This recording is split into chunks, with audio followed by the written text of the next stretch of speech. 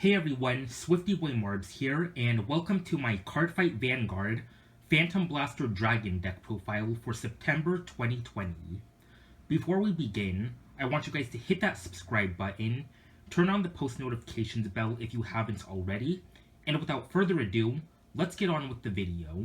Starting off with my grade 0s, my starter for the deck is Crisis Revenger Fritz from the Phantasmal Seed Restoration set.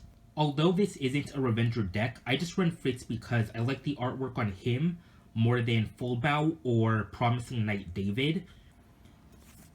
And then for my trigger lineup, I run the basic trigger lineup of 4 heals, then I run the 4 draw PGs for more space to run any other grade 1s that I may want to run, but you're free to just run the regular draw trigger that has the 5k shield and any of the grade 1 PGs if you want to.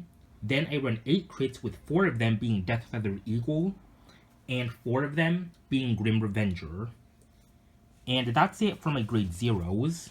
Now moving on to my grade 1s, I run 4 copies of Skull Witch Nemain. This card is a must-stat for in my opinion no matter what deck you use, because you rest her and that allows you to call out any unit from your deck that has a 5k base, such as another Nemain or even one of your own trigger units. So this is a good way to fill up your board with some retire fodder for Phantom Blaster Dragon skill, and also to kind of thin out your deck a little. However, do keep in mind that Nemain skill can only be used once per turn by only one Nemain. So if you use the skill of one Nemain, you can't use the skill of the other one. Next, I run 4 copies of Blackwing Swordbreaker. I run her because not only does she let me draw 1 when she's placed, but when she's placed from my hand, she gains 5,000 until the end of the turn. So she doesn't just become retire fodder for Phantom Blaster Dragon, but she also becomes a 10k attacker or booster. Since she's a 5k power unit, you can superior call her from the deck with Nemain skill, which is something I end up doing most of the time. Then I run 2 copies of Fullbow.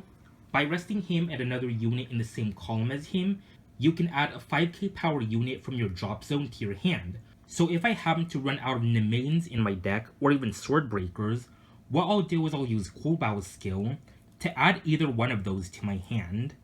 And then after that, I'll just end up retiring Fullbow and the other unit I rested with his skill, with Phantom Blaster Dragon's skill.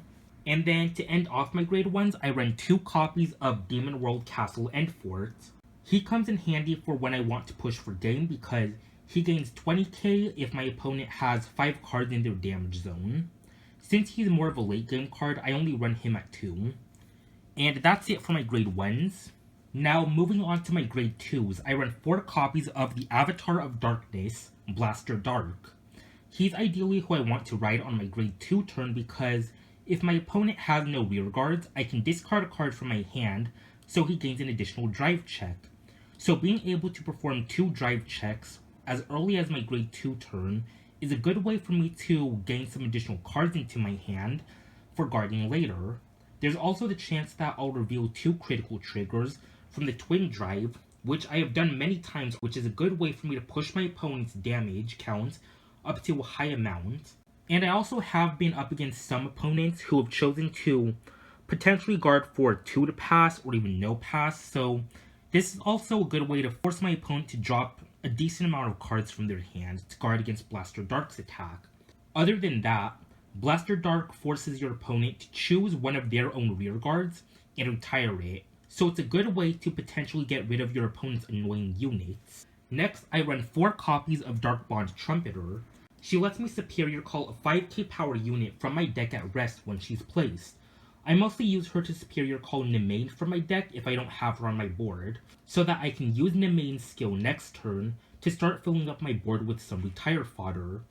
Dark Bond also gains 3,000 until the end of the turn whenever a 5k power unit is called.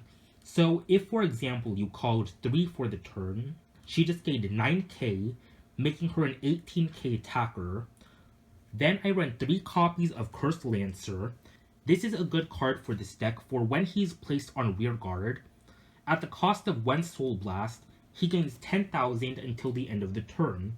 And if I have no face-up cards in my damage zone, he lets me countercharge 1. Since this deck uses a good amount of counter blasts, he is a good card for managing them. Something I want to note for any new players out there is, if you're going to call Cursed Lancer from your hand, he has to be called to rearguard circle that's being occupied by another unit. I find that doing that has come in handy for me many times, and you'll find out later on why that is. Then to end off my grade 2s, I run one copy of Fallen Dive Eagle. I run him just for some defense options, for when he intercepts. During the battle, one of your opponent's rearguards attacks, he makes it so that one of your units can't be hit during that battle. In a way, he's basically a free perfect guard that you can use from your field, but most of the time, my opponents will choose to attack Fallen Dive Eagle because, I'll admit, it can get annoying when you have a big rearguard attack and then it gets intercepted by this card. In return, that's one less attack for you to have to guard against. And that's it for my grade 2s.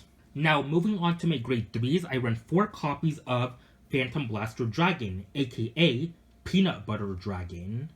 But anyway, he's the main grade 3 I want to be on because he forces the opponent to have to choose 3 of their rearguards and retire them, and he gains 15,000 power and an additional critical until the end of the turn at the cost of 1 counterblast, and you retire 3 of your own rearguards. This skill comes in handy against clans like Aquaforce so that you can clear off some of their board, and you can also pressure them with a big 2 crit attack. Also, if your opponent has no rearguards and they have 4 or less cards in their damage zone, you can use his second act ability. That's once per turn, you Soul Blast a grade 3, and your opponent takes 1 damage. Next, I run 3 copies of Gust Blaster Dragon. He's more of a finisher card because when he attacks, you counterblast 1 and retire 2 of your own rearguards, which will allow you to draw a card, force your opponent to have to choose 1 of their own rearguards and retire it, and he gains plus 10,000 until the end of the turn. This skill doesn't really sound that interesting in my opinion, but his second skill is what can help me push for game, or potentially OTK my opponent. If your rearguard gets retired, no matter how it happens, while you have a grade 3 with Blaster in its card name in your soul, such as Peanut Butter Dragon, he gains an additional crit. I didn't understand this skill when I first started running this card in my deck, but what his skill means is, he gets an additional crit each time a unit is retired during your turn. So let's say, for example, I call Cursed Lancer over another rearguard. That's one rearguard that got retired. So that's 1 crit that Gust Blaster Dragon just gained. And I use his on-attack skill, which the cost is counterblast 1 and retire 2 rearguards. That's 2 more crits he gains, making him attack for a total of 4 crits. 5 if he's on Force 2. This has come in handy for when I want to push for game, and for if my opponent has a low number of cards in their damage zone. Finally, I run 2 copies of Knight of Severity Dubdrin.